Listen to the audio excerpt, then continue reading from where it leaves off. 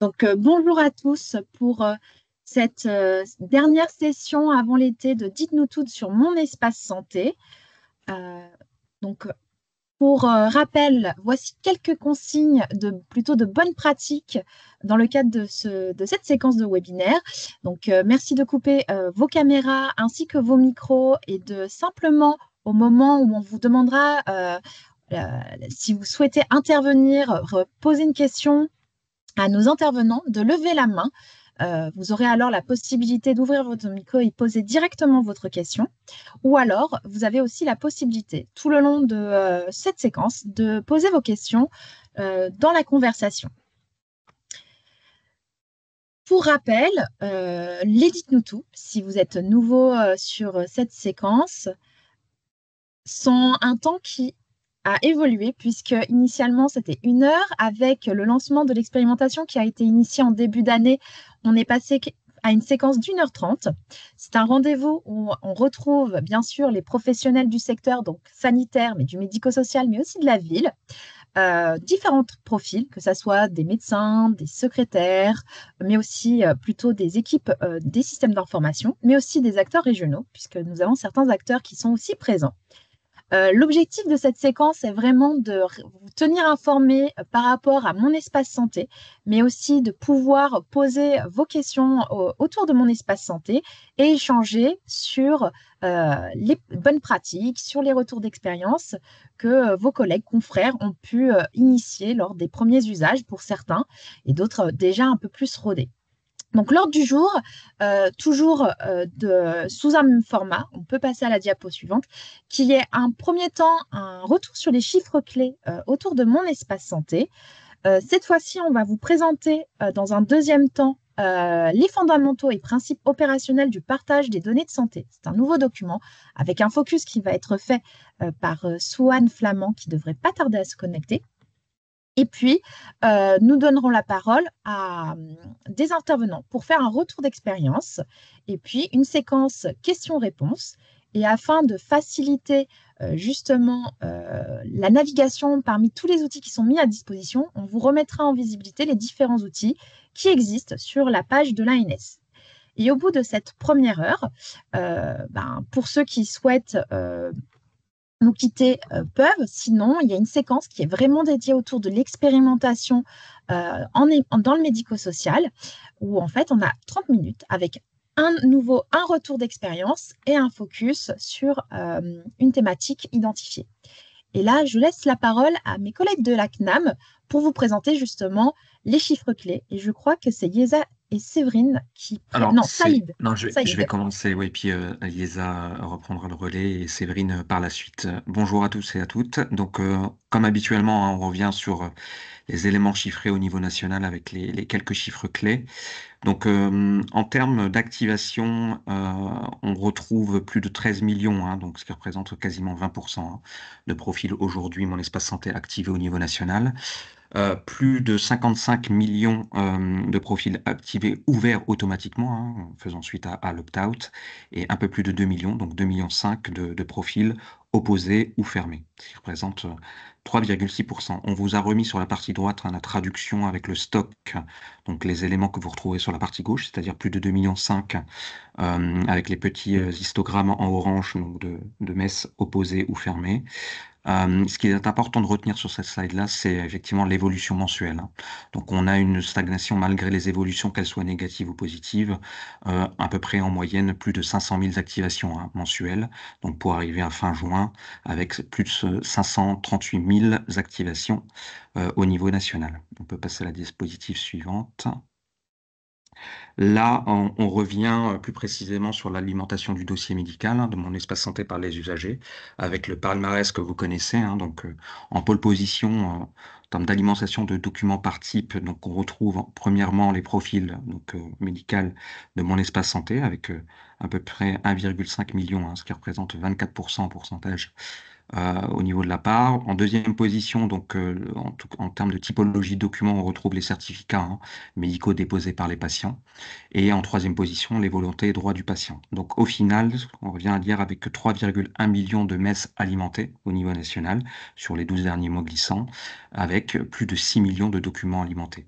Et vous retrouverez la traduction donc, de la même manière que sur la première slide, donc sur la partie droite, avec l'évolution manuelle des alimentations patients. Donc j'y reviens pas dans le détail, puisque on a une moyenne à peu près 550 000 documents ajoutés par mois. Et puis après, vous retrouvez effectivement l'évolution donc négative en novembre 2023, mais puisqu'on a eu quelques éléments qui nous ont pas permis en tout cas d'activer puis d'alimenter correctement, on va dire ça comme ça, sur la fin, le dernier trimestre 2023. Mais ensuite, ça s'est traduit donc depuis début de l'année 2024 et notamment en février, avec une reprise en termes d'alimentation et ensuite une régularité là jusqu'à fin juin. Voilà. Donc, je laisse la parole pour la suite à Yesa. Bonjour à tous, toujours dans la continuité des chiffres clés de l'utilisation de mon espace santé. Donc là, on est sur la consultation du dossier médical du profil Mon Espace Santé par les usagers. Là, on vous a mis en visibilité le podium avec les documents les plus consultés par type, donc sur les 12 mois glissants. Donc on retrouve à la tête du podium les comptes rendus d'examen biologique, suivi des prescriptions de médicaments et en troisième position, les comptes rendus d'imagerie médicale. Donc là, on vous a mis le pourcentage par type de consultation. Donc, concernant la consultation de Mon Espace Santé, donc on est à plus de 8,8 millions de profils Mon Espace Santé de consultés et 23,7 millions de documents consultés. Donc, comme on peut le constater sur le graphique à droite, là, qui illustre justement l'évolution mensuelle des consultations. Donc, comme vous pouvez le voir, le nombre de documents consultés et le nombre d'accès au dossier, au profil Mon Espace Santé augmente de manière constante de janvier à décembre. Donc, on voit bien avec un pic vraiment très intéressant à partir du mois de juin 2024. Voilà, donc on voit bien que ces chiffres, ils démontrent justement l'engagement croissant des usagers quant à l'utilisation et à la consultation de leur profil de Mon Espace Santé. Alors là, c'est un focus sur l'alimentation, mais par les acteurs de santé. Donc, pareil, on vous a mis en visibilité donc, les acteurs les plus alimentateurs du dossier médical de Mon Espace Santé. Donc, à la tête du podium, on a les professionnels de santé avec 23,6 millions d'alimentations faites par les médecins, les professionnels de santé, suivi du sanitaire, donc les établissements de santé et les acteurs de labo. En termes d'alimentation du document par type, donc sur les 12 mois glissants, on retrouve les comptes rendus d'examen biologique suivis des prescriptions de médicaments et des comptes rendus d'imagerie médicale. Donc, toujours pareil, ce graphique, justement, il illustre mensuellement les alimentations par acteur. Et donc, comme vous pouvez le constater sur ce graphique, on voit bien que les établissements sanitaires, vraiment, ils sont sur une croissance très intéressante en termes d'alimentation. Donc, c'est des gros alimentateurs. Et puis, par la suite, voilà, c'est suivi par les professionnels de santé libéraux et les laboratoires. Et on a effectivement la courbe tout en bas en vert, les pharmaciens qui, eux, sont en train de prendre l'alimentation petit à petit. On voit bien que entre septembre, octobre et novembre, il y a un pic assez important qui est dû à la vaccination sur cette période-là. Donc, on voit bien que l'alimentation était très importante, mais après, elle rechute un peu. Mais voilà. En tout cas, on suit de près, nous, en tant qu'acteurs nationaux, les évolutions sur l'alimentation, surtout sur le couloir biologique et pharmacie. Et du coup, peut-être juste avant, Saïd, puisque tu as donné la réponse, est-ce que tu peux reprendre peut-être à l'oral très rapidement Oui. les retours sur les chiffres, justement sur les messes opposées ou fermées? Oui, alors en fait, on n'a pas forcément le détail sur les explications ou les raisons, en tout cas à l'opposition à la fermeture aujourd'hui. Mais comme je le disais dans le chat, ce qui est important de retenir, c'est qu'effectivement, cette dynamique continue d'être extrêmement positive, et ça, grâce en tout cas aux actions que vous portez à l'échelle régionale et de manière coordonnée avec l'ensemble des réseaux. Pour ça, je vous ai rajouté aussi le gros travail qui est fait notamment par les ambassadeurs, réseau de l'assurance maladie, ARS, GRADE, etc., ainsi que les professionnels de santé que vous êtes, les structures qui portaient effectivement la sensibilisation et la promotion de l'investissement santé. Et c'est ça aujourd'hui qui se traduit effectivement par les plus de 500 000 activations mensuelles. On reviendra peut-être par la suite avec quelques explications. Il faudrait qu'on revoie, nous, Je côté me CNAM, en tout permets, cas. Ouais, tout, vas-y. Saïd, ouais, je me permets aussi, il y a le rattrapage quand même Ouais. de tous les comptes liés à des décès. C'est-à-dire qu'il y a un gros Mm. rattrapage et une actualisation des bases qui est en cours. Et donc, ça a un effet direct sur la fermeture de comptes Mon Espace Santé. Et Mm. d'ailleurs, on avait prévu, alors pas sur ce graphique-là, mais on a la différence entre ceux qui sont liés au compte de personnes décédées et qui donc sont fermés organiquement, dirons-nous. Et donc, on pourra peut-être pour le prochain Dites-nous tout afficher cette partie-là. Mm. Tu as Non, en tout à tout fait cas, raison. d'un point de vue opposition, on est on reste en fait assez égalitaire. Enfin, on reste sur les mêmes chiffres que d'habitude. Merci pour ce complément.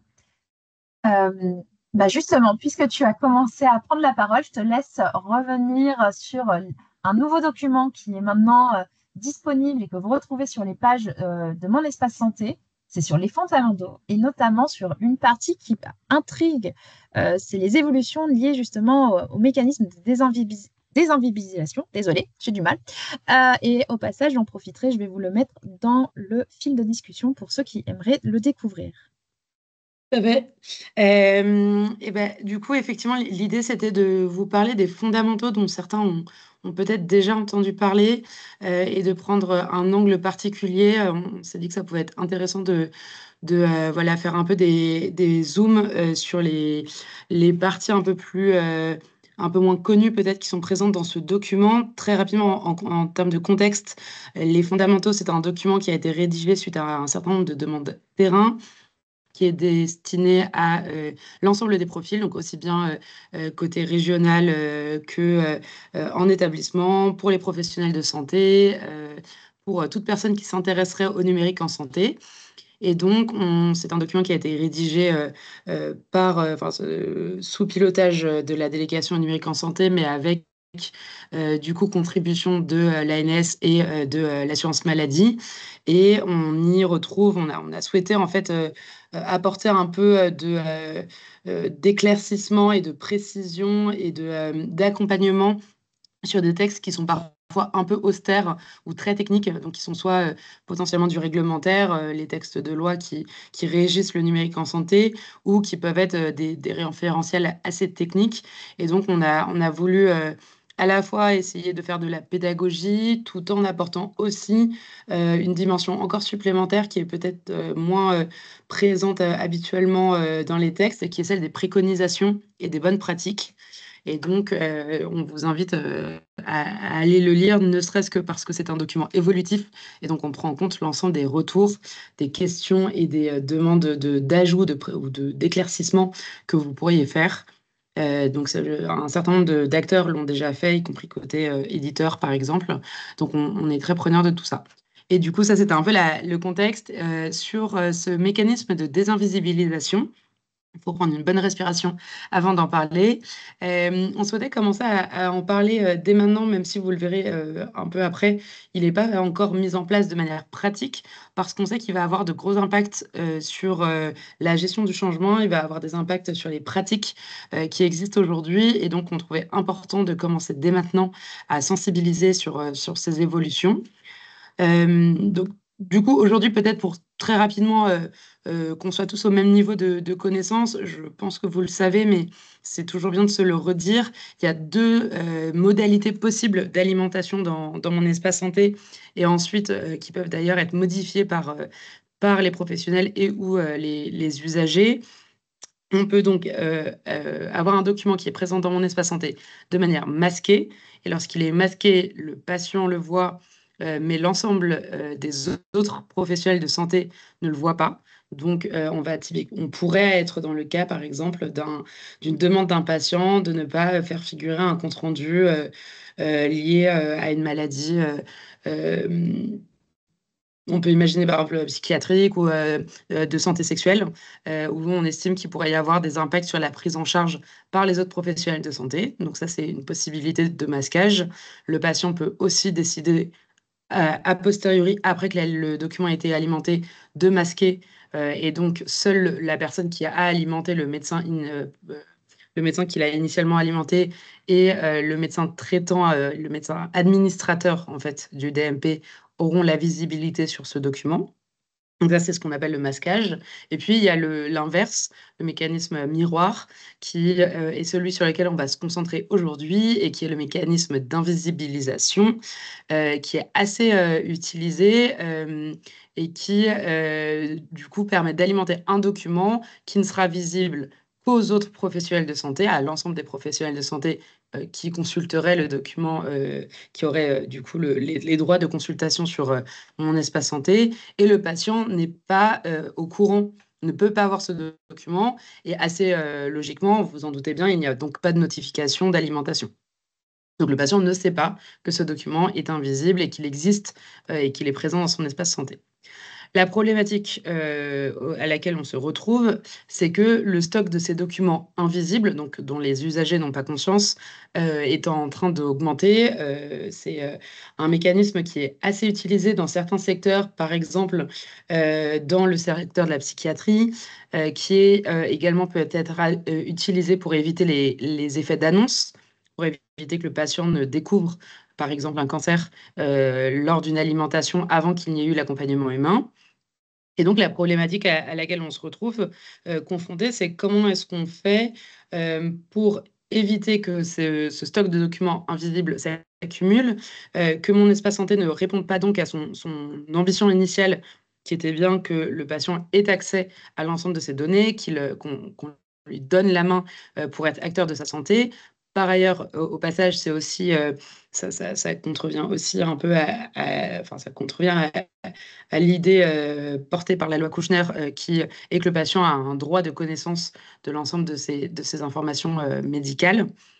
Et donc voilà, donc on s'est retrouvé confronté à ça tout en voulant, ceci dit, en étant dans une logique de prise en compte des réalités terrain et des différents cas d'usage que j'ai cités. Et donc si on passe à la diapositive suivante. Donc, l'idée, c'est qu'on a voulu mettre en œuvre. Premièrement, ça a été, comme je le disais, de surtout pas prendre une décision hâtive, d'appuyer sur un bouton qui rendrait visibles tous les documents, sans réflexion du tout sur les besoins, justement, et sur le fait que le numérique n'est qu'un outil. Et ça, c'est quelque chose qu'on a voulu redire, et je pense que, enfin, j'espère que vous en êtes tous convaincus. Le numérique ne peut se penser qu'avec l'humain. Ceci dit, on pense aussi qu'il peut jouer un rôle de rattrapage de voiture-balai, notamment dans le cas de patients qui sortent des parcours de soins, c'est-à-dire qui ont fait peut-être un début de prise en charge et puis qui, pour une raison X ou Y, et on sait que ça arrive assez régulièrement, ne continuent pas, ne poursuivent pas, et donc qui potentiellement ratent des informations pourtant très importantes pour des détections de pathologies ou pour une prise en charge. Donc, partant de là, on s'est dit que on voulait vraiment pas faire disparaître ce dispositif d'invisibilisation, mais le limiter, en rappeler le périmètre, et donc le limiter uniquement aux documents où on se dit qu'il faut impérativement qu'il y ait un accompagnement humain pour l'expliquer aux patients. Typiquement, on a ce cas d'usage assez connu et malheureusement commun, qui sont des résultats d'imagerie ou de biologie pouvant annoncer un cancer, et donc qui nécessiterait une consultation d'annonce. Donc ça, on se dit que là-dessus, on va garder ce mécanisme d'invisibilisation. Ceci dit, pas de manière pérenne, donc on ne souhaite pas qu'un document puisse ad vitam rester inconnu d'un patient dans son espace santé. Et tout ça en ayant bien conscience qu'il y a beaucoup de documents qui ont été alimentés en pensant que le patient n'y aurait jamais accès, et donc on ne va pas se permettre de les rendre visibles alors que la décision initiale ne prenait pas en compte les nouveaux paramètres. Donc on ne touchera pas à tous les documents, à la masse de documents invisibles qui existent aujourd'hui, mais à partir du moment où ça sera mis en place, on en fera évidemment de la communication qui commence d'ailleurs aujourd'hui, ce seront tous les documents qui seront invisibilisés à ce moment-là qui ensuite seront remis en visibilité. Et du coup, qu'est-ce qu'on veut mettre très concrètement en place comme dispositif? C'est un mécanisme un peu de voiture-balai. Donc, un mois après l'alimentation du document invisible, le patient reçoit une notification qui l'encourage, qui lui dit qu'un document est présent dans son espace santé et qui l'encourage à se rendre chez un professionnel. Et donc, le cœur du dispositif, c'est vraiment de se dire qu'en première intention, on veut que ça soit un professionnel de santé qui puisse, depuis son LGC, depuis le DPI, modifier le paramétrage du document suite à la consultation d'annonce, suite à l'explicitation, et le rendre visible. Par ailleurs, donc ça c'est au bout d'un mois, au bout de 2 mois plus tard, donc au bout de 3 mois au total, si jamais le patient, le document en fait est toujours invisible, alors soit le patient ça a bien été accompagné, mais le professionnel n'a pas pensé à changer le paramètre de visibilité, soit le patient n'y est pas allé. Là, on se dit qu'on va remettre automatiquement en visibilité le document, puisqu'on estime, et tout ça a été évidemment décidé en concertation avec des médecins, qu'il y a le risque de perte de chance du patient prévaut au bout de 3 mois sur le risque d'annonce.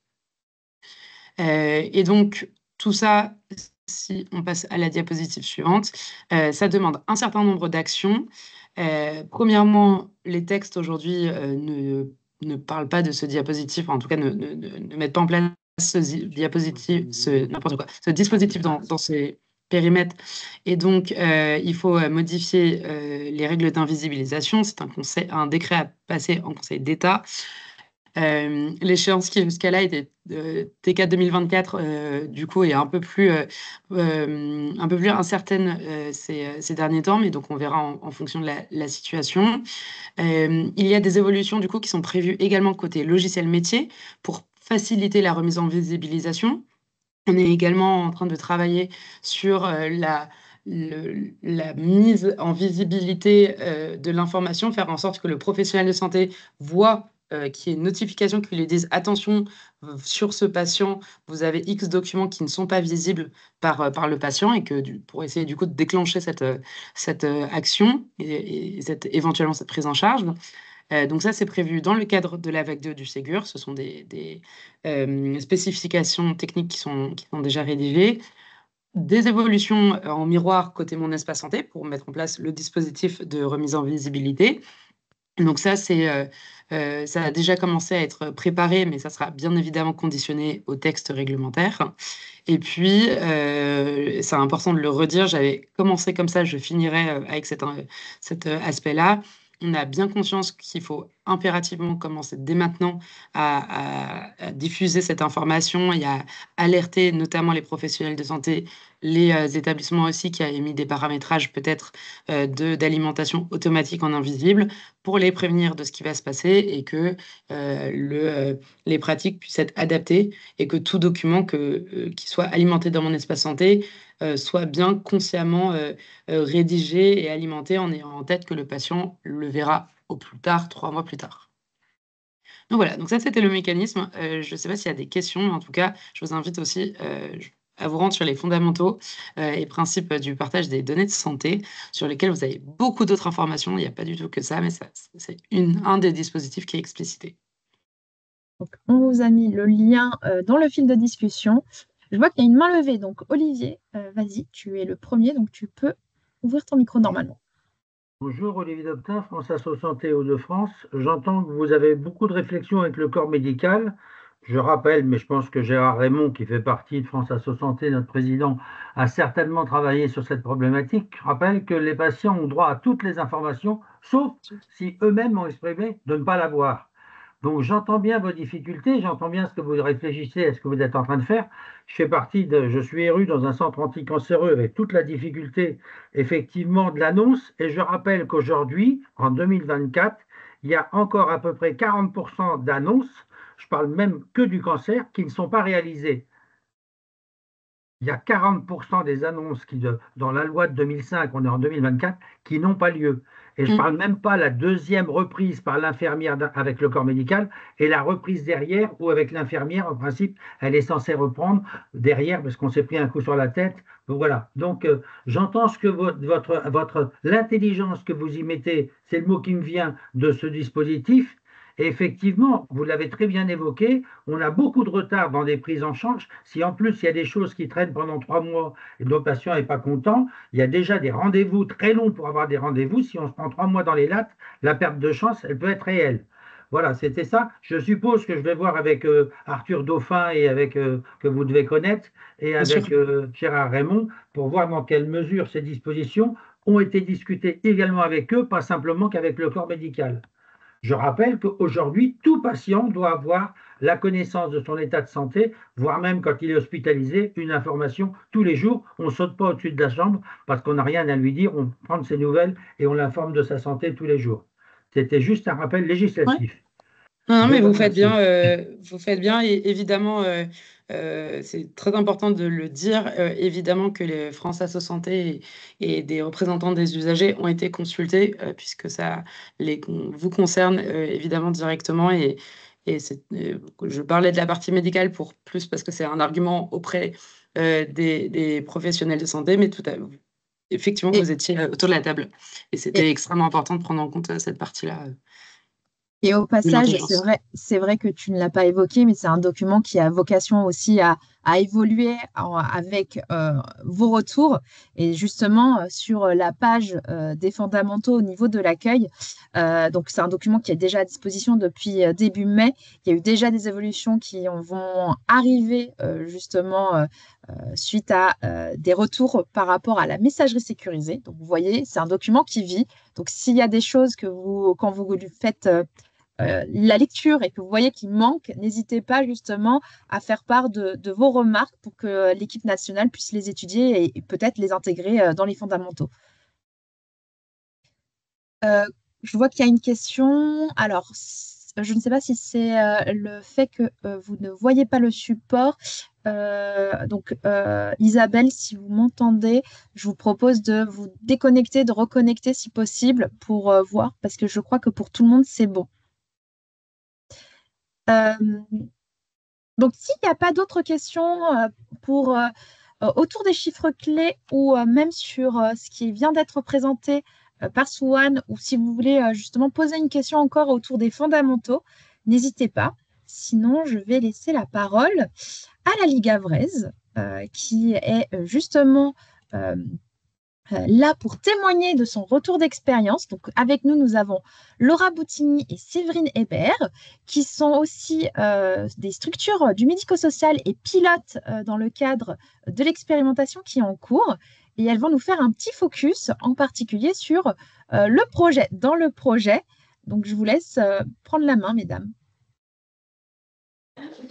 Oui, alors bonjour à tous.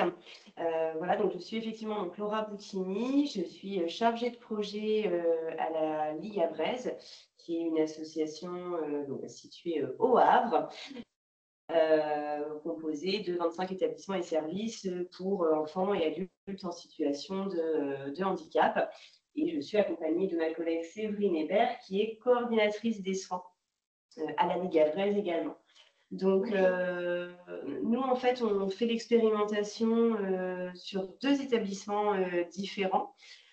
Ces 2 établissements sur lesquels on a vraiment souhaité candidater puisqu'ils ont des fonctionnements bien distincts et par rapport à l'approche, justement, l'accès à mon espace santé, etc., c'est des approches totalement différentes. Donc, on a candidaté pour un foyer d'hébergement. Donc là, on est vraiment sur un foyer d'hébergement pour travailleurs, donc travailleurs d'ESAT ou travailleurs en milieu ordinaire. Voilà, on est sur un établissement en fait qui est non médicalisé et les résidents qui vivent au sein de ce foyer ont des projets de vie destinés, je dirais, à de l'habitat inclusif, à de l'habitat autonome. Donc, on travaille véritablement le parcours de vie hors institution pour ces résidents et donc l'autonomie de manière très accentuée. Et de l'autre côté, on a candidaté pour une maison d'accueil spécialisée pour adultes en situation de handicap psychique, 53 résidents. Là, c'est un établissement qui est plus médicalisé, donc il y a des médecins, il y a une équipe IDE, un psychologue, etc. Là, il y a vraiment le pôle médical qui est assez conséquent. Donc, je dirais qu'on a d'un côté, au niveau de la maison d'accueil spécialisée, plus des usages qui vont concerner les professionnels de santé qui travaillent au sein de la MAS, et de l'autre côté, des usages qui vont être plus focus sur l'autonomie de la personne en situation de handicap par rapport à l'utilisation de son espace santé et de son parcours santé de manière générale. Voilà. Donc, on a testé différents usages. Et nous, c'est vrai que quand on s'est lancé, en toute honnêteté, nous, on a un DUI depuis 2016-2017. Et on s'est dit, on va se lancer dans cette expérimentation parce qu'on voit bien l'intérêt des outils. Sauf qu'en fait, on ne savait pas forcément par quel bout prendre les choses. Peut-être un petit peu peur, et puis plein d'autres projets en cours. Donc, on s'est dit, cette expérimentation, elle va nous mettre, on dit toujours ça, c'est un peu familier, mais elle va nous mettre un petit coup de pied aux fesses aussi pour qu'on puisse se lancer réellement dans les tests d'usage au niveau du DMP, de la téléservice sécurisée de santé. Nous, en fait, ce qu'on a vraiment souhaité faire, c'est reprendre les choses à la base. Donc, on a intégré dans le calendrier de cette expérimentation tout un volet communication, je dirais, qui est assez important, qui est encore en cours à l'heure actuelle, en parallèle des usages qu'on est en train de tester.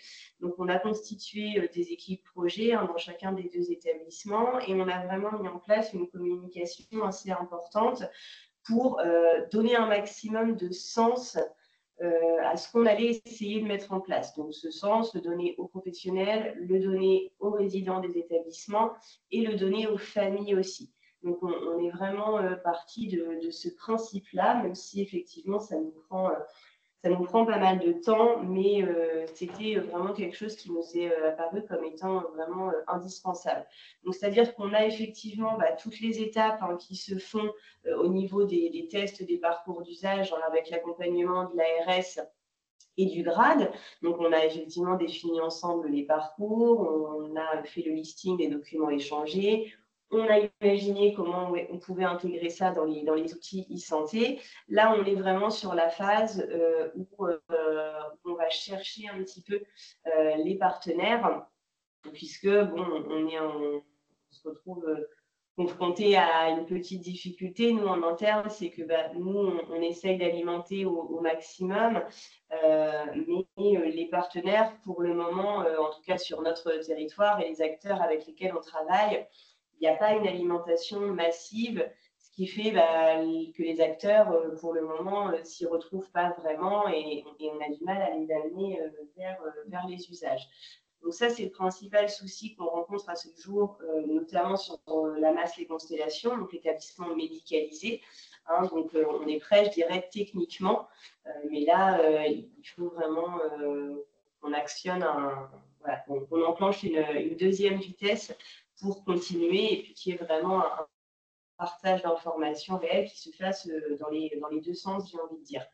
Au niveau du foyer de Mont-de-Braise, là, on rencontre une autre difficulté qui est qu'on a c'est un établissement en fait qui n'a pas de professionnels à RPPS, mais uniquement des RPPS+.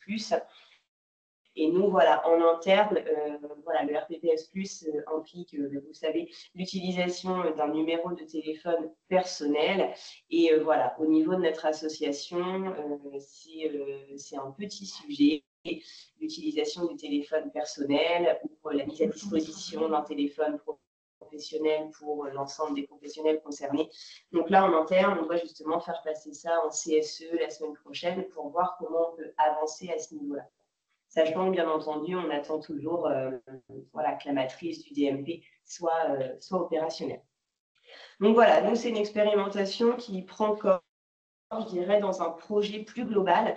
L'objectif, c'est vraiment qu'on crée un modèle à partir de ces 2 établissements pour pouvoir ensuite dupliquer tout ça de manière fluide sur les 23 autres établissements et services de l'association. C'est comme ça qu'on va imaginer les choses. On teste au maximum sur 2 types d'établissements bien distincts pour pouvoir ensuite déployer ça sur l'ensemble de l'association. Je crois qu'il y a une autre slide. Je ne sais pas, Séverine, peut-être que tu veux compléter. Et en faisant un peu ce projet ou ce travail de communication auprès des usagers. Alors, quand on dit usagers, c'est plus des résidents, des personnes qu'on accompagne, des familles et des professionnels. Ça nous a un peu rassurés sur le principe où, que ce soit famille, les personnes qu'on accompagne ou les équipes, en fait, très vite, ils ont compris l'intérêt du déploiement de mon espace santé. Et très vite, ils ont compris ce que demain, ça va pouvoir leur apporter en termes de pratique. Tout à l'heure, on parlait du changement, en fait, de pratique de changement. Et là, ça rassure parce qu'on sait que le changement, c'est compliqué à amener, d'autant plus quand il y a des difficultés techniques et des apprentissages de nouveaux usages. Mais là, comme on a convaincu, en tout cas, les personnes avec qui on travaille ou qu'on accompagne, ont vraiment vu l'objectif de mon espace santé et des usages de DMP. Du coup, on sait que même si tout de suite on rencontre des petits freins, on sait qu'en fait, on va pouvoir aller au bout parce que l'objectif final, en fait, tout le monde adhère et a compris. Voilà. Les résidents qu'on accompagne qui ont envie demain d'aller vivre en hébergement autonome, ils sont rassurés en disant demain, si je ne suis pas très sûre de pouvoir gérer ma santé ou mon parcours soin tout seul, je sais que mon espace santé ou le DMP, en fait, va être un outil rassurant puisque mon médecin va pouvoir m'aider, l'infirmière et mes professionnels de santé qui interviennent autour de moi vont pouvoir m'aider parce qu'en fait, on aura un outil commun qui sera mon espace santé, le DMP ou la messagerie sécurisée. Donc, c'est vrai que les résidents, ça les a vraiment rassurés en disant « Moi, je ne sais pas bien lire, on ne sait même pas du tout lire, mais ce n'est pas grave parce que je sais que mon médecin, lui, va pouvoir m'aider à comprendre en fait ce qui va être sur mon espace santé. » C'est ça. Les professionnels sur la maison d'accueil, eux, ils ont plus vu un outil de collaboration avec le territoire de santé. Des fois, ils se sentent un peu isolés dans leur périmètre d'établissement. Et là, ils se disent, en fait, on aura enfin un périmètre plus élargi avec lequel on va pouvoir communiquer facilement. Donc, voilà, c'est plutôt rassurant. Et le principe de l'expérimentation, c'est bien, ça nous permet un peu de lever toutes nos difficultés un peu en interne ou techniques. En tout cas, c'est une démarche qui est vraiment, voilà, comme c'est extrêmement bien accueilli. C'est un outil qui est très, très bien accueilli par les différentes parties. Donc, nous, ce qu'on a fait finalement en termes de communication pour travailler un petit peu cette acculturation, je dirais, on a commencé en fait par faire passer ce qu'on a appelé un questionnaire de maturité digitale. Alors, est-ce que l'appellation est adaptée ou pas, je ne sais pas. En tout cas, on a fait passer ce questionnaire-là aux professionnels et également aux résidents des établissements, voilà, pour savoir s'ils étaient à l'aise avec les outils, à l'aise avec la lecture, s'ils avaient bien compris ce que c'était que le DMP, s'ils avaient déjà entendu parler de mon espace santé. Bon, voilà, c'était vraiment pour savoir un petit peu d'où on partait avant de déployer les choses. Ensuite, on a fait, bien entendu, des réunions de présentation. Des réunions de présentation qu'on a fait auprès des professionnels, auprès des résidents. On a adapté des supports en facile à lire et à comprendre pour les résidents, pour que ce soit plus accessible. Et puis, on a fait des présentations aussi auprès des familles, de manière un petit peu plus individuelle, ou en CVS, les conseils de la vie sociale, voilà, qu'on a dans chaque établissement. Et puis là, ce qu'on est en train de faire, c'est des ateliers d'ouverture, mon espace santé. Pareil, pour les professionnels, pour les usagers, pour les familles. On essaye vraiment d'embarquer tout le monde en même temps, sachant que voilà, les intérêts sont forts pour les 3 acteurs. Voilà. Donc, je ne sais pas si…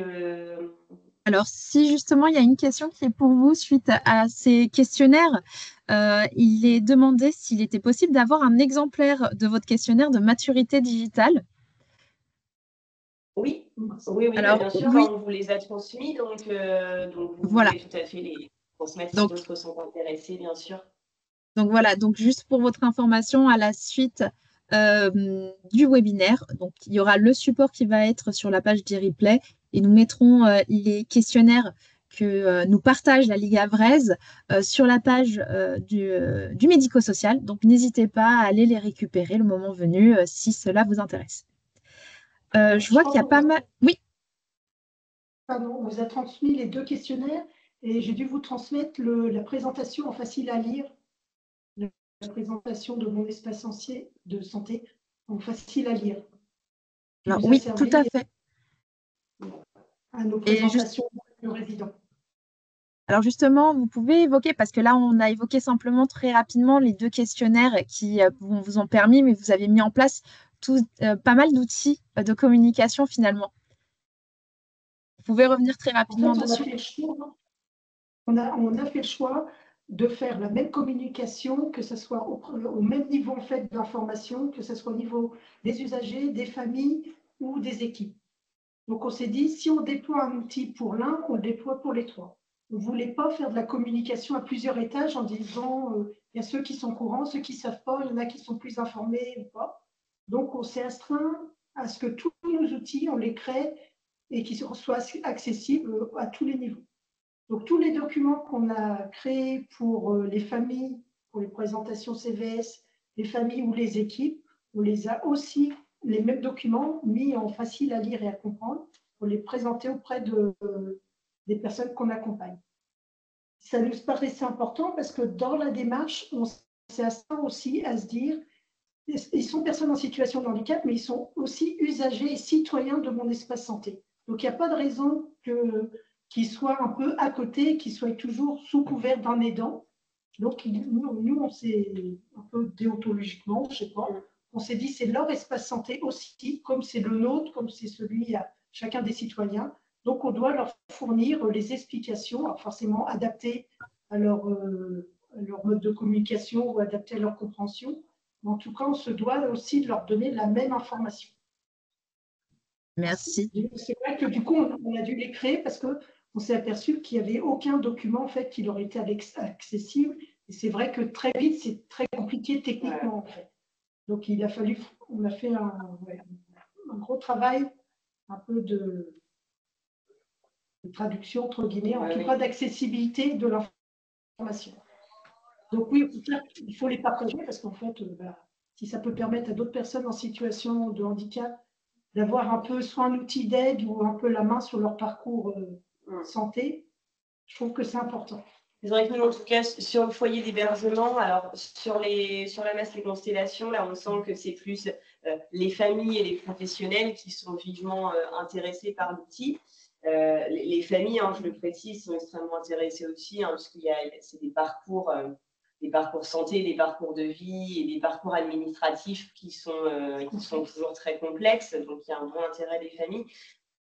Dans le foyer Edmond de Brèze, on a vraiment, et c'est assez amusant d'ailleurs, on a vraiment un intérêt extrêmement poussé des résidents par rapport à l'outil. Alors bon, c'est vrai que une fois qu'on leur a ouvert leur espace santé, etc., on est parfois confronté à des difficultés liées à l'accès au numérique ou même tout simplement à la lecture.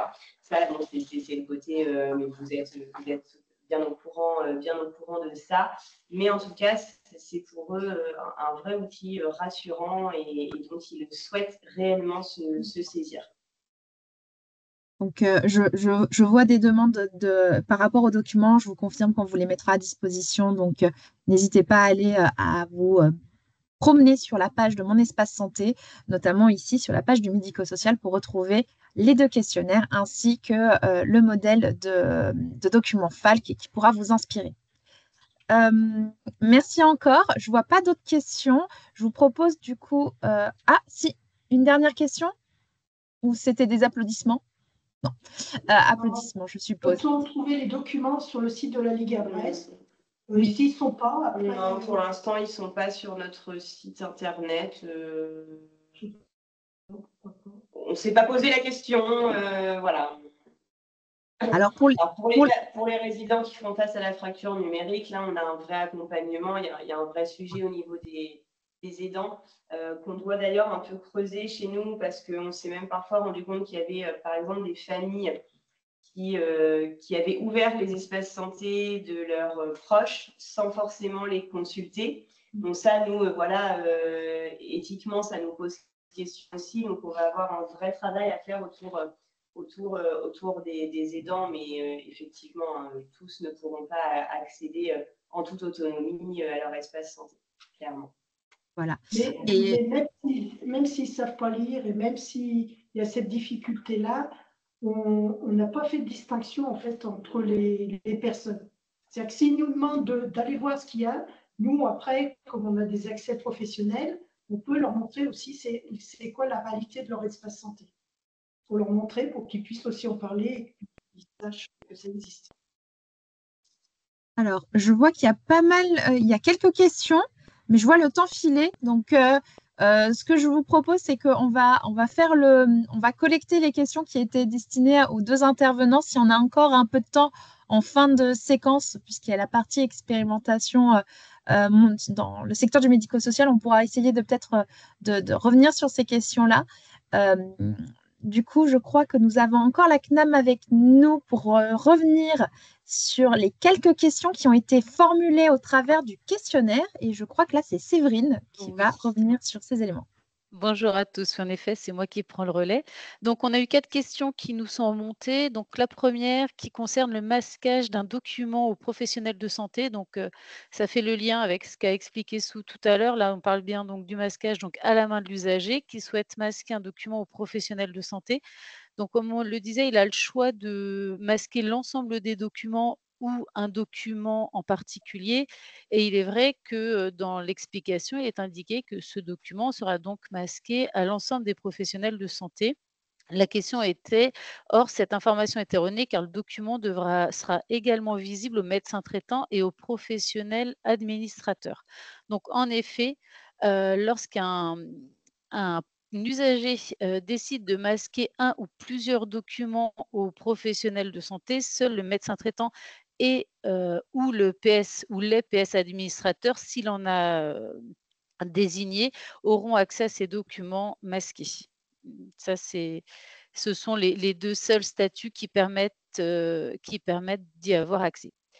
La deuxième question était: lors de l'activation de mon espace santé par un patient avec une carte vitale ancienne dont le numéro de série est rendu illisible, quel est le moyen le plus facile pour lui d'activer mon espace santé? C'est clairement d'appeler le 3422, donc le support, après vérification auprès de la personne, pour vérifier son identité, sera en mesure de lui communiquer, le numéro de série qui est illisible. Donc c'est clairement le moyen le plus simple et le plus rapide, pour obtenir ce numéro-là. Troisième question: qu'y a-t-il des questionnaires de satisfaction disponibles pour mesurer le taux de satisfaction des patients qui ont activé, leur, profil Mon Espace Santé et qui ont eu l'occasion de l'utiliser? Alors oui, il y a eu quelques enquêtes qui ont déjà été réalisées, directement sur Mon Espace Santé, c'est-à-dire que les personnes qui ont activé, certaines personnes ont pu recevoir déjà un questionnaire. Il y en a eu 2 ou 3 depuis le lancement de Mon Espace Santé. Ces questionnaires vont se faire, très probablement de manière plus régulière et plus fréquente, à l'avenir. Mais oui, oui, il y a eu déjà des questionnaires qui ont été envoyés. Alors les réponses ont été plutôt, à destination du service, du développement produit, concernant les évolutions éventuelles ou pas de Mon Espace Santé. Et enfin, le canal MS Santé est-il séparé du DMP? Par exemple, si un professionnel de santé envoie un document à un autre professionnel, est-ce que le document est automatiquement versé au DMP? Alors oui, le canal MS Santé et le canal DMP sont bien différents. Ce sont deux canaux différents. Et aujourd'hui, il est vrai que lors d'un échange entre professionnels de santé, les documents ne sont pas intégrés au DMP du patient. En revanche, c'est ce qui est visé pour la vague 2 du Ségur, où en effet, de la réception d'un document, le professionnel, enfin le document, pardon, sera directement intégré au DMP du patient. Mais ce ne sera que la vague 2. Aujourd'hui, ça n'est pas le cas. Merci Séverine. Alors, je vois qu'il y a un petit écho, je suis désolée. Il y a une main levée. Je vous propose d'ouvrir le micro. Oui, bonjour, c'est Méa Vencarniol en Normandie. Séverine, j'ai juste une réaction par rapport à effectivement ce qui est prévu dans la vague 2 et l'idée d'alimenter, que les documents qui sont dans les messageries alimentent directement le DMP. Est-ce que ça ne va pas un peu à l'encontre des messages qu'on passe professionnels de santé sur la pertinence des docs qui sont alimentés dans le DMP, c'est-à-dire qu'on ne met pas l'exhaustivité des documents dans le DMP, mais les documents qui sont nécessaires à la coordination et une bonne prise en charge des patients. Parce que parfois, c'est juste de la com entre professionnels.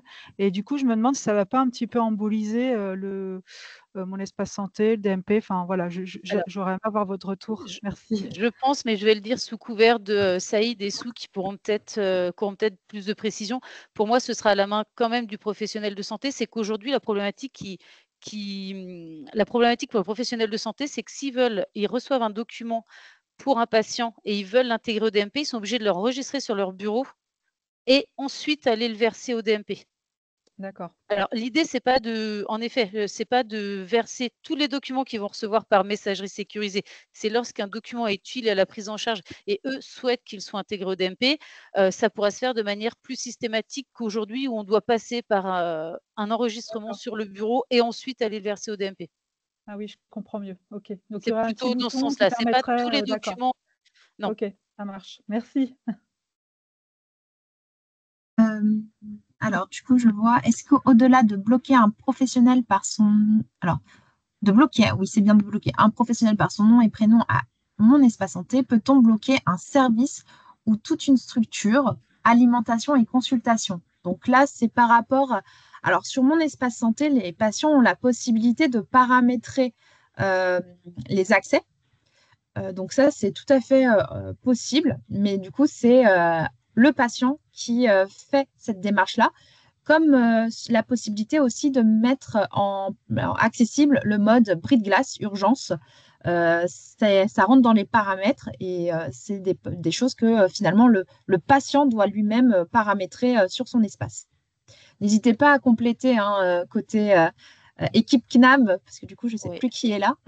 Alors, je voulais revérifier parce que là, la question, elle concerne surtout les établissements, si j'ai bien compris la question, c'est-à-dire que Service. Alors, aujourd'hui. au niveau d'un service, je ne suis pas sûre. Alors, c'est Ouais. ce que Non, voilà, le c'est ce que blocage, je il voulais ne se regarder. fait Je pas sais que par c'est des rapport à un évolutions. service, mais vraiment par rapport à un professionnel de santé avec son numéro RPPS qui est identifié. Donc, on ne peut pas venir et bloquer, par exemple, un CHU. On n'a pas cette possibilité depuis le DMP de pouvoir le faire. Par contre, on peut bloquer un professionnel de santé identifié. Alors, c'est plus une remarque, mais je reprends. Alors, du coup, c'est repère ivré. Beaucoup d'ouverture de la part des usagers, mais beaucoup d'établissements non actifs. Dans mon secteur, un laboratoire me dit ne pas être équipé et m'envoie les résultats d'analyse par mail. Donc, j'espère que c'est par messagerie sécurisée. Idem pour le CHU de la région qui ne transmet rien dans l'espace.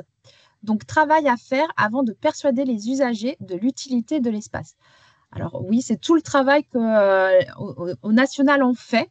Il faut être nombreux pour un peu rompre ce cercle vicieux qui a été celui du DMP. On va créer un cercle virtueux et pour cela, on a besoin que tout le monde contribue.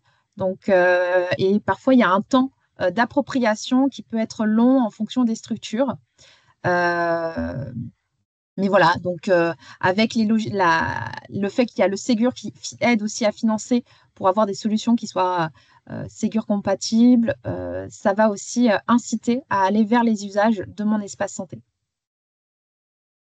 Peut-être compléter, Nelsa, sur cette partie-là pour répondre aussi à monsieur Ivray, c'est qu'il y a un accompagnement, hein, en région, hein. Bon, je ne Oui. sais pas où vous êtes situé, je ne connais pas le laboratoire dont vous faites, référence ni la structure, enfin le CHU. Mais effectivement, comme le disait Nelsa, c'est impératif aujourd'hui, effectivement, de vérifier, de s'assurer que en fait, ces établissements-là ou ces structures-là sont bien embarqués, hein, dans l'accompagnement qui a été mis, en place depuis un certain temps. De s'assurer également qu'ils utilisent les bons outils, hein, donc en tout cas, que ça respecte la doctrine nationale en termes de numérique et ne pas utiliser, par exemple, le Gmail ou WhatsApp, hein, qui ne sont pas forcément sécurisés. Donc, vraiment, promouvoir, sensibiliser les structures, dans l'accompagnement que vous pouvez avoir aussi, et être appuyé par, l'ARS, le GRAD et la région de l'assurance maladie, hein. Bien entendu, à l'échelle de votre territoire. Voilà.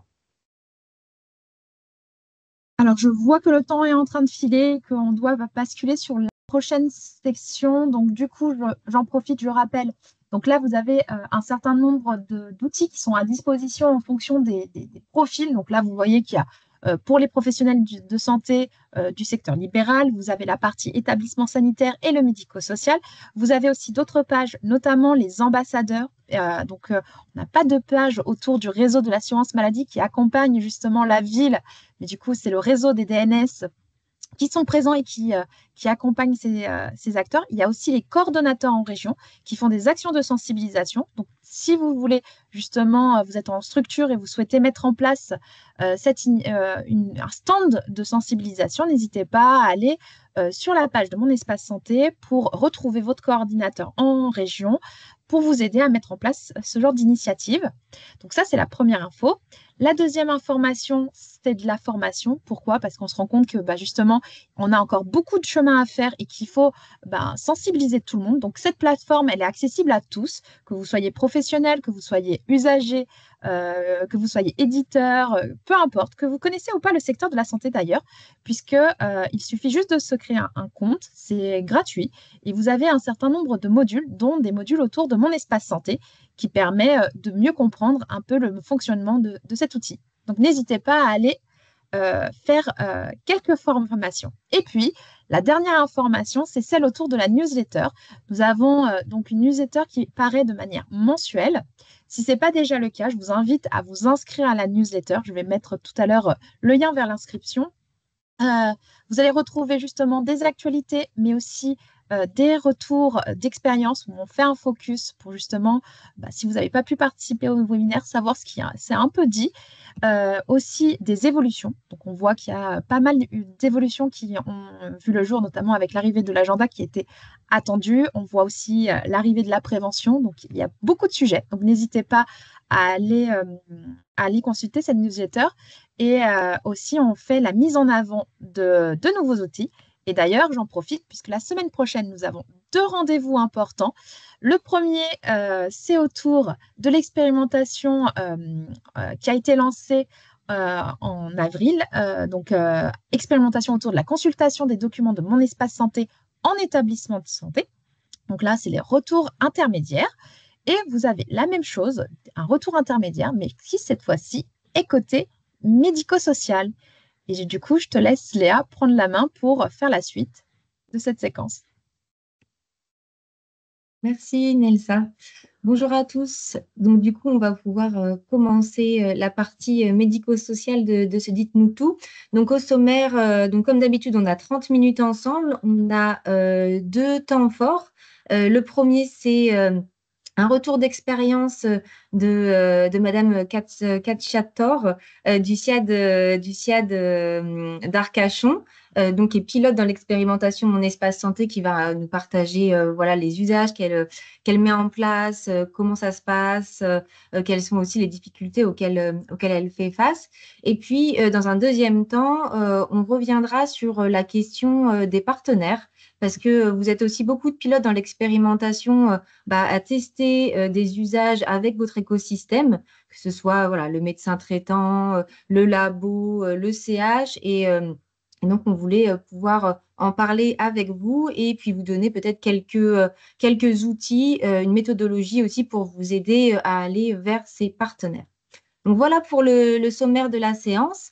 Et du coup, sans plus attendre, je vais donner la parole à Madame Kacchiator qui va pouvoir nous faire son retour d'expérience. Et merci beaucoup à vous de vous être mobilisés. Eh ben, bonjour à tous. Vous m'entendez, non? Oui, c'est Oui. bon? Voilà. Donc, au niveau du... En fait, on est dans un SIAD qui est assez conséquent parce qu'on a 139 places, en fait, personnes âgées et handicapées. On est situé, en fait, sur le bassin d'Arcachon. Donc, je ne sais pas si vous êtes... Ça peut faire rêver. Donc, on a, en fait, sur la partie capacité, donc personnes âgées et handicapées, donc 139 places sur 4 communes, en fait, qui vont Arcachon, la Thèse-de-Buch, Gujan-Mestras et Le Teche.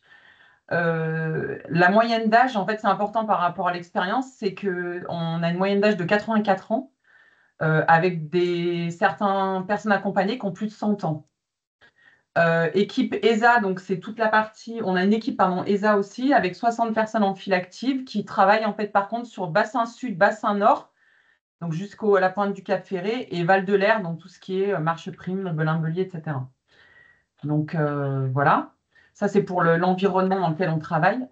Donc, au niveau de l'expérience, donc on a démarré l'expérience en fait dans une première grappe en fait il y a presque 1 an, sur lequel en fait on a développé on a été accompagné aussi par des productions de documents par rapport à l'accompagnement informatique qu'on a, et donc la création des cartes des soignants, toutes ces choses-là. Et donc on a modifié un petit peu certains usages pour rentrer en fait dans l'alimentation et la consultation en fait des éléments.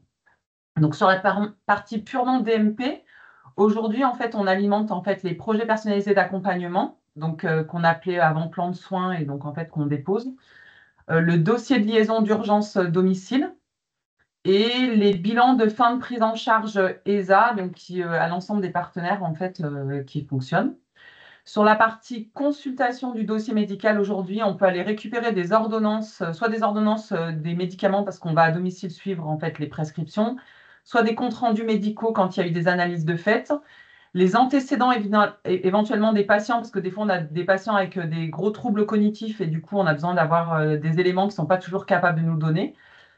Et les intervenants soignants, parce que des fois, ils nous donnent des noms de personnes qui interviennent chez eux et ce n'est pas forcément les bons. Donc, on peut récupérer à l'intérieur de DMP en fait, les bons noms des intervenants.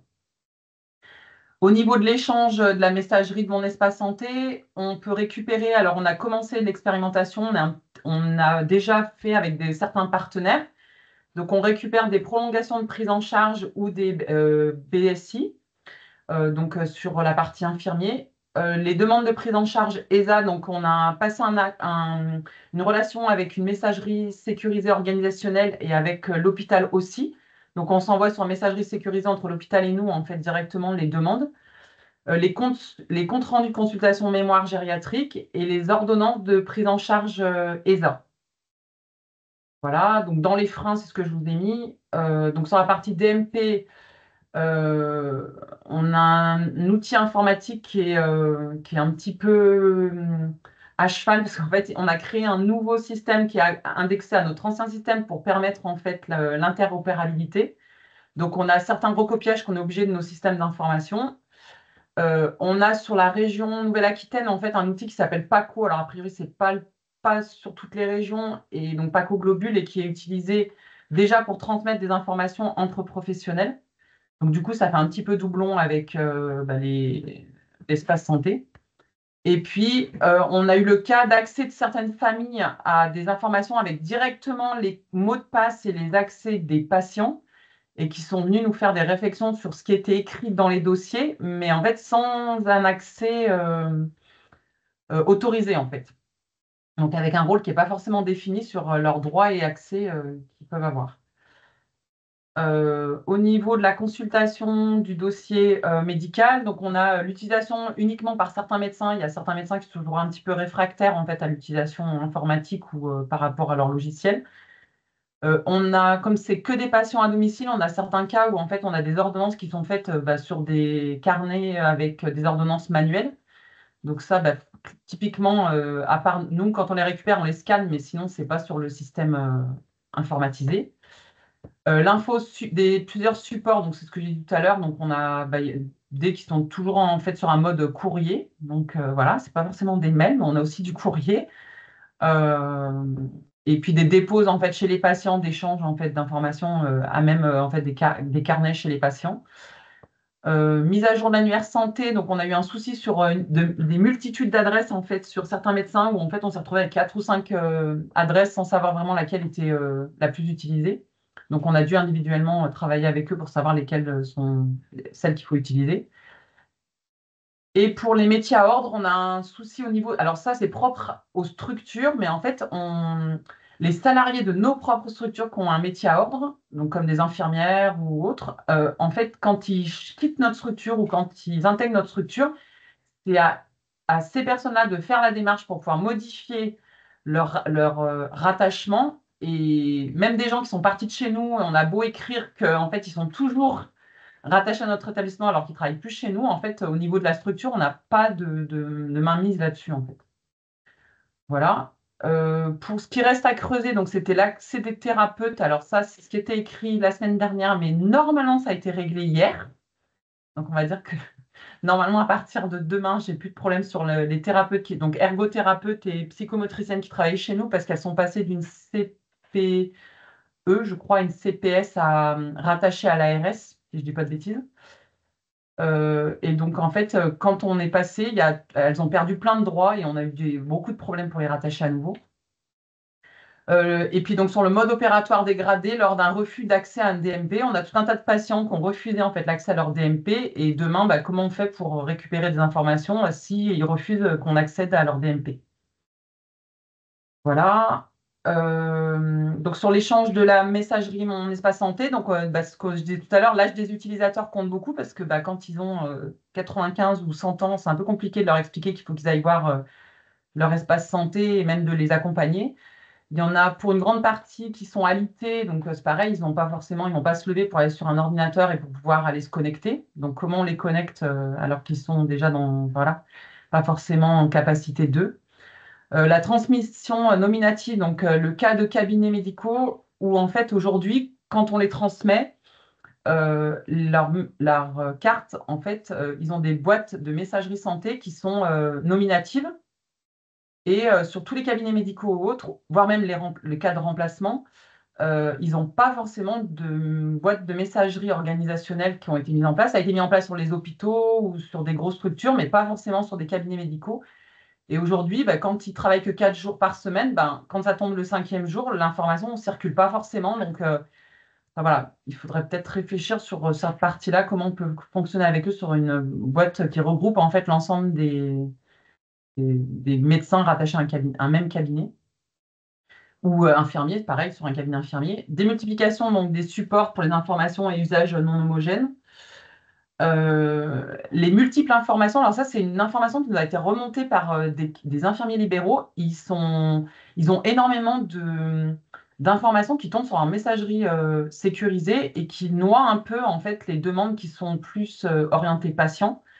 Et donc des messages qu'ils peuvent recevoir et sur leur messagerie sécurisée et sur la messagerie propre. Donc ils voulaient savoir s'il y avait possibilité au niveau des informations qui leur sont transmises, que ça soit sélectif et qu'ils ne reçoivent pas tout sur la messagerie sécurisée. Ils ont trouvé qu'il y avait un manque d'animation au niveau des médecins et des infirmiers des usages de ces messageries. C'est-à-dire que sinon, on ne les sollicite pas au niveau des SMS, en fait, on a la sensation qu'ils laissent jusqu'à ce que ça devienne un usage obligatoire. Et puis ensuite, il y a la demande de l'hôpital. Alors, c'est une demande un peu spécifique, on en avait déjà reparlé, mais ils demandent de pouvoir accéder en fait, à l'ARS sur des boîtes une boîte organisationnelle connue quand ils ont besoin de transférer des dossiers particuliers d'une messagerie organisationnelle de l'hôpital à une messagerie organisationnelle de l'ARS. Voilà, possibilité, en tout cas qu'elle soit connue et transmise au sein de l'hôpital. Possibilité d'envoyer donc les courriers d'information et de prévention aux patients. Donc ça, c'était... Alors, nous, on a fait des premières informations aux patients, mais ça reste très, très large et pas assez précis pour eux et ça ne leur parle pas, en fait. On s'est rendu compte que quand on leur parle de Mon Espace Santé, ils vous disent oui, mais en fait, c'est pas matérialisé pour eux. Donc, il faut qu'on arrive Donc, j'ai entendu un petit peu ce que le MAS disait tout à l'heure. En fait, il y a des choses où nous, ben, forcément, on va peut-être, il faut qu'on s'y prenne autrement.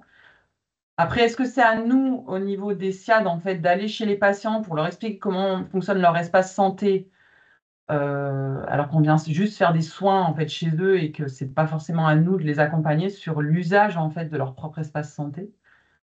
Mais si on les pilote pas par rapport à ça, est-ce que réellement ils vont se connecter? Je suis pas sûre. Possibilité d'incrémenter aussi des pièces jointes reçues. Alors ça, c'est propre à notre logiciel, donc je vais voilà, où on reçoit en fait des messages, mais pour l'instant, on n'arrive pas à mettre directement dans les dossiers patients en fait l'ensemble des messages reçus dans la messagerie santé. Et puis, on voudrait pouvoir directement de chez le patient pouvoir envoyer en fait en messagerie sécurisée ou à un infirmier ou à un médecin en fait des copies d'évolution de plaies ou de choses comme ça. Et puis la notion de, alors c'est pareil, c'est plus sur la partie informatique en fait sur la comment on clôture en fait des dossiers, enfin des conversations sur la messagerie de santé entre un médecin et en fait en disant j'ai commencé une conversation, je l'ai clôturée, etc. Et puis, on est en train de voir pour mettre en fait tout ce qu'on reçoit aujourd'hui sur notre messagerie simple, comme par exemple des fois des factures d'actes infirmiers, des choses comme ça.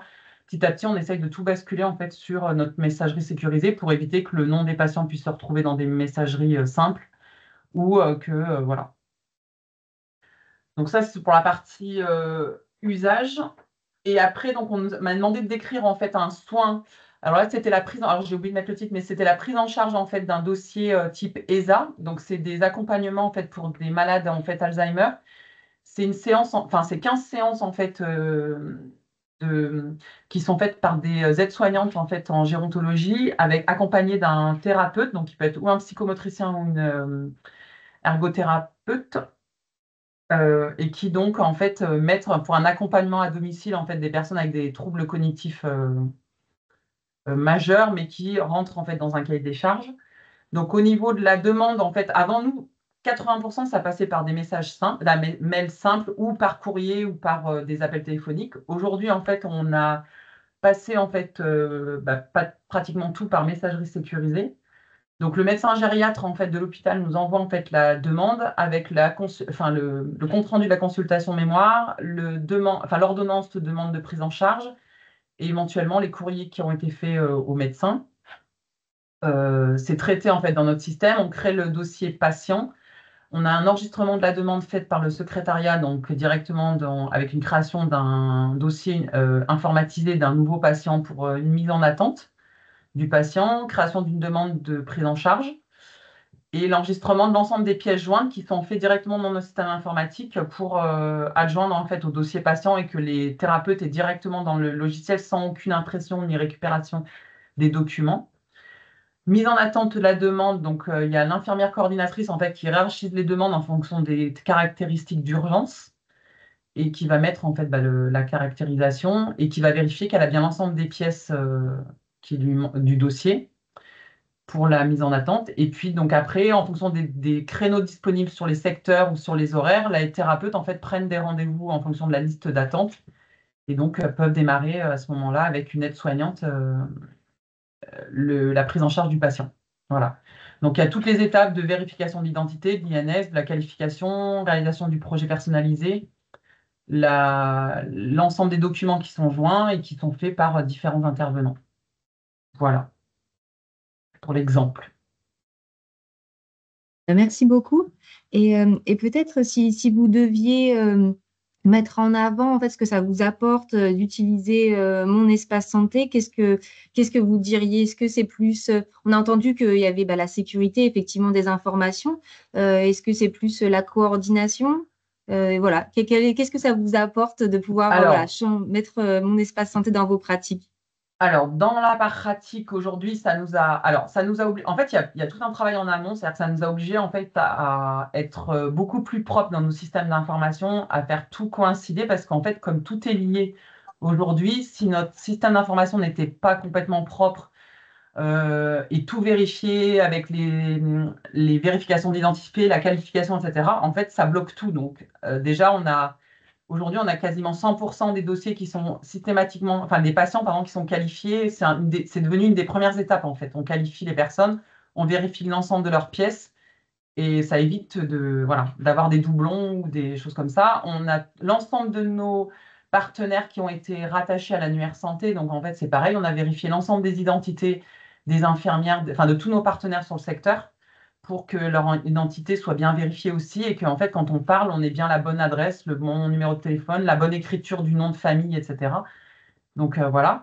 Donc tout ce ménage-là nous a permis d'être relativement fluide sur les données.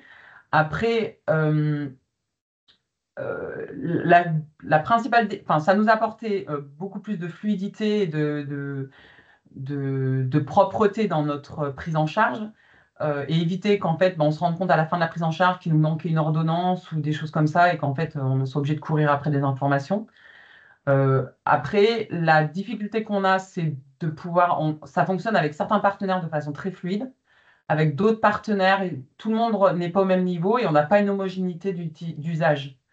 Donc déjà, je parle au niveau professionnel. Alors après, au niveau des usagers, c'est encore un petit peu plus complexe. Parce qu'au vu de la population qu'on a, c'est pas forcément évident en fait de travailler avec eux sur ce qu'ils ont dedans. Alors, il y en a qui sont très au courant, il y en a même tout un tas qui ont interdit l'usage, donc faut croire qu'ils sont très au courant, ils ont bloqué l'usage, interdit l'usage de leur DMP par exemple. Mais par contre, c'est pas forcément, je pense, évident pour tous de savoir ce qu'il y a, de l'user en fait, enfin d'utiliser pardon. D'accord. Merci beaucoup pour votre témoignage et puis pour tous ces éléments qui étaient très intéressants. Je ne sais pas s'il y a des questions. Je crois que je n'en ai pas vu dans le chat. Non, j'en ai pas vu. Des mains levées non plus. C'est l'occasion. Alors, on voit que finalement, il y a eu des points qui sont un peu communs, qui sont revenus. C'était le sujet de comment communiquer avec les partenaires extérieurs. Alors, on va alors, du coup, c'était moi qui interviens sur cette session exceptionnellement pour vous parler d'une démarche qui a été menée par 6 communautés d'établissements de santé qui se sont réunies. Donc là, on a vraiment travaillé avec les structures autour d'un atelier qui était finalement comment organiser la coordination avec des structures voisines, que ce soit une autre structure du secteur sanitaire, des officines, le médico-social, mais aussi les laboratoires. Je vois qu'il y a des questions qui ont été un peu dans ce sens. Donc, on s'est dit, voilà, on va faire un atelier pour travailler ensemble sur ce sujet-là. Les objectifs, le premier, déjà réfléchir à comment finalement construire un plan de coordination pour organiser ces échanges avec ses partenaires. Et puis, réfléchir aussi autour des ressources qui sont mises à disposition. Parce que vous avez l'impression parfois d'aller tout seul sur les sujets, mais c'est vrai qu'il y a un certain nombre d'initiatives en région, mais aussi au national, des appuis que vous pouvez aussi prendre en fait à disposition, qu'il ne faut pas hésiter à solliciter. Donc là, on a essayé de faire des petites adaptations pour le médico-social. Donc là, c'est plutôt revenir sur la méthodologie, puisque finalement, ça a plutôt été de la méthodologie qu'on a mis en avant. Donc la première chose, et de manière assez unanime pour les 6 communautés, ça a été le fait d'identifier les parcours, les flux en interaction avec l'extérieur. Et pour cela, 2 grands sujets sont revenus. La première, la nécessité de cartographier, donc les types de flux, puis les correspondants et donc les structures avec lesquelles on avait le plus d'échanges. L'idée, c'était vraiment de pouvoir avoir cette cartographie. Donc, les recommandations qui sont un peu émergées par les autres structures du sanitaire ont été finalement de s'appuyer sur les relais métiers pour identifier déjà dans un premier temps quels étaient les principaux correspondants, mais aussi quels étaient les moyens, les outils qui étaient utilisés pour communiquer avec eux. Donc, on a évoqué parfois le fax, les mails, les plateformes, le téléphone, les messageries sécurisées, API. Donc voilà, il y a eu beaucoup de choses qui ont été évoquées. Et puis, un autre sujet qui a été évoqué, ça a été le fait d'échanger avec le GRAD ou son ARS, bien sûr, donc avec les acteurs régionaux sur le sujet, parce que certains avaient commencé aussi à faire une cartographie des différentes structures qui pouvaient aussi être un outil pour vous aider à mieux cartographier justement vos partenaires. Donc, du coup, vous voyez, il y a des choses, d'ailleurs, parfois, certaines informations sont disponibles sur leur site internet. La deuxième étape a été là plutôt une fois qu'on a fait cette cartographie, comment on peut se lancer. Donc, une fois les structures correspondantes identifiées, l'idée, c'est plutôt de travailler ensemble, donc de proposer un temps d'échange avec les personnes qui sont en charge de ces sujets. Et alors, pareil, compter sur les acteurs régionaux pour pouvoir potentiellement faciliter la mise en relation. Et puis, de travailler ensemble pour identifier, moi, dans le cadre de la prise en charge de tel usager, de tel patient, j'ai besoin de ces informations et quelles sont les modalités d'échange. Donc là, vraiment, c'est l'idée de co-construire ensemble les partages pour justement aller vers mon espace santé. Donc ça, c'était des propositions qui avaient émergé.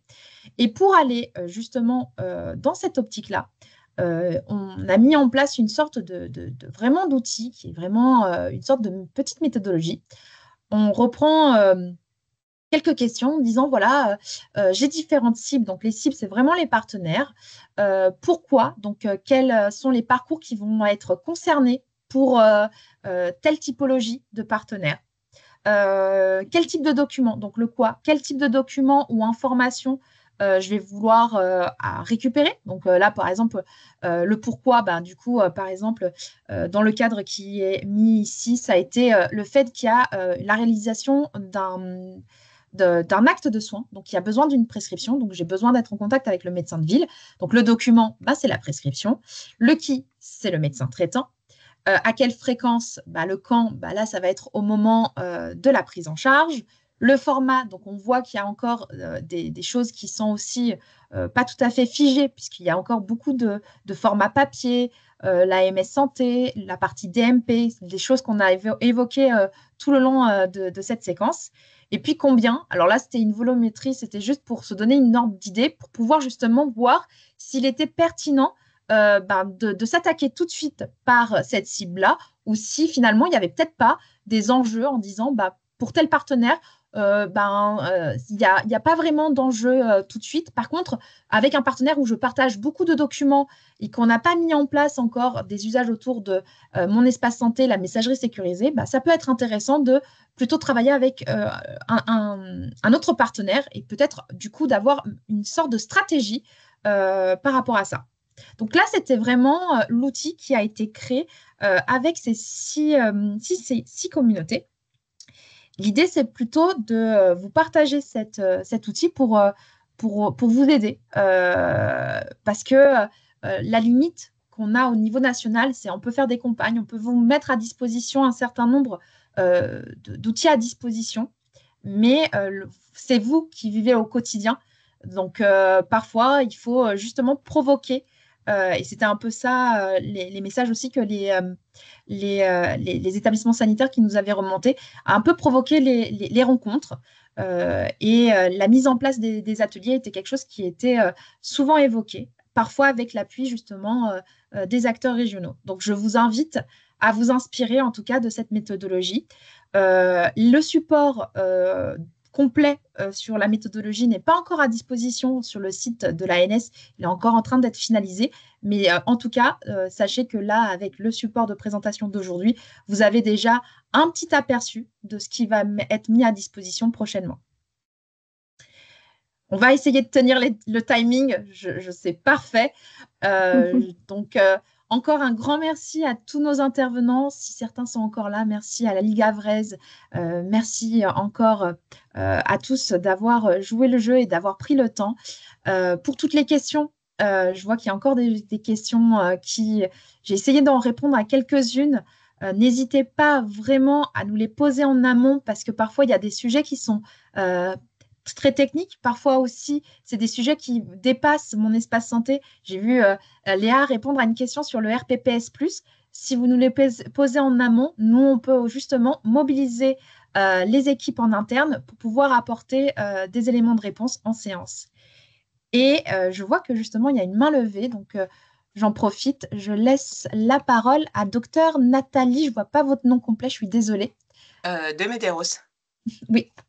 Bonjour, je suis médecin départemental et en fait, je vous félicite à tous parce que je sais comment c'est difficile de mettre tout ça en œuvre par un parcours professionnel précédent, puisque j'étais médecin coordinateur en EHPAD, et puis voilà, je suis praticien hospitalier, ancien médecin urgentiste Muris, donc j'ai bien conscience de tout ça, et je me suis installée en ville aussi. Donc j'ai beaucoup d'expérience, on va dire, dans... là, c'est pas dans ce cadre-là que je souhaite intervenir, c'est simplement au niveau départemental. Je voulais savoir, est-ce qu'il y a un service qui s'occupe, parce que moi, je suis directrice adjointe de la protection maternelle et infantile, et puis je travaille en transversal avec l'enfance, la MDPH et puis l'autonomie, puisque je suis le seul médecin au siège. Et on a une problématique donc de logiciel métier et de mise en place de tout le référentiel, on va dire, de l'ANS. Et c'est pour ça que j'ai posé la question tout à l'heure de savoir si il y avait un système qui était fait comme un audit.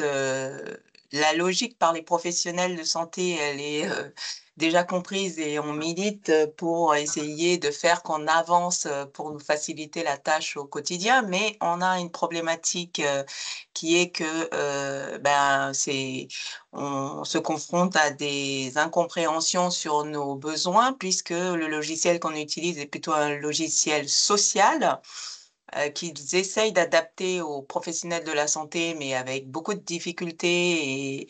Et pour nous, c'est très compliqué. Donc, moi, je voulais juste savoir si vous aviez un service qui pouvait nous accompagner, peut-être en faisant un audit, de manière à montrer à tous que, en fait, le logiciel social va être difficilement adaptable sur le plan professionnel de la santé et en particulier sur l'hébergement des données de santé. Donc, on part de loin, hein, donc c'est pour ça que voilà, on n'est pas à votre niveau, hein. On est très, très loin de ça. Mes professionnels de la santé font un peu la grève du logiciel à cause de l'hébergement des données de santé. Donc moi, je suis censée porter aussi, on va dire, la bonne parole, mais en même temps, en tant que médecin, je comprends bien la problématique de la responsabilité du dossier médical. Donc je suis un peu entre les deux et je ne sais plus quoi faire. Et voilà, c'est pour ça que je me permettais de vous demander, est-ce qu'il y a une structure chez vous qui accompagne, parce qu'on a quand même pas mal d'établissements. On a des établissements médico-sociaux, on a des foyers, on a beaucoup de choses où la santé, finalement, pourrait, en tout cas, aurait besoin d'être un peu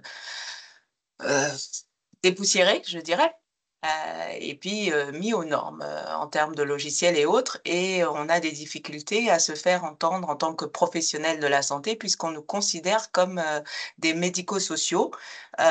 Et malgré le fait qu'on essaye de leur dire qu'on est des professionnels de la santé, avant tout travaillant dans un environnement social, ce qui est largement différent que d'être un professionnel médico-social, ça n'a pas l'air d'être très, très entendu.